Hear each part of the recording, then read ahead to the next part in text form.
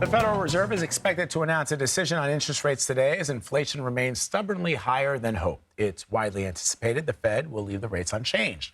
For more on this, let's bring in CBS News contributor Javier David. He's the managing editor of business and markets at Axios. Welcome back. Hi. Hey. All right. So I guess for a lot of people who will look at what's happening in the economy, they see what the Biden administration is saying. The economy is strong, but yet prices are still high. Why? People are spending too much. And interestingly, look, we're now I try to be relatively optimistic, but now I have to be the bearer of bad news. Okay. We're nearly midway through 2024, and the dovish case for lower rates just has not materialized. Every data point that we've gotten, we just got employment cost index yesterday.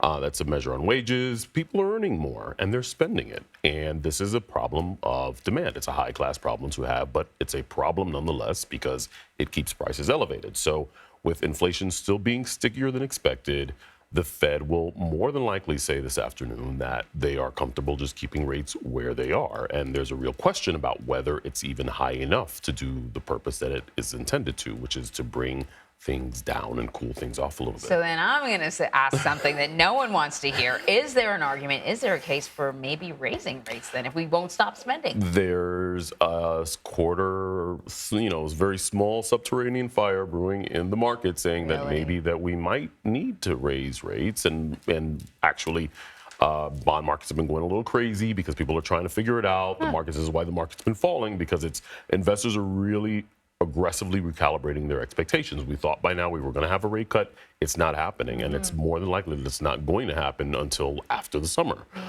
So there is a compelling case. It's probably the Fed. I think the Fed really doesn't want to go there.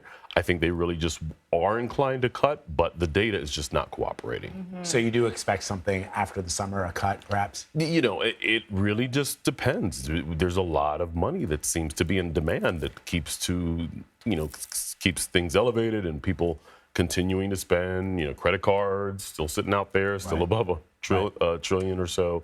The fact that people are more inclined to continue to open their wallets, this makes companies more inclined to pass those costs along to consumers because they are willing to pay for it. I feel like, in a way, I'm just thinking about the housing market, but I imagine with any other sort of big purchase, if you were waiting for interest rates to drop to jump into the housing market or make that car purchase, and then you're like, oh, it's not going to happen anytime soon, you may then just jump into the housing market anyway, which then just feeds into this idea that we keep spending money because how long are you going to wait, right? Right. And that's it's an open question, and you can make the numbers work on the housing side because if you've been waiting for a while, you probably socked away some money. You're seeing that prices aren't going anywhere. You just decide to bite the bullet, right? But then there's another question here, and this is something that I've said repeatedly.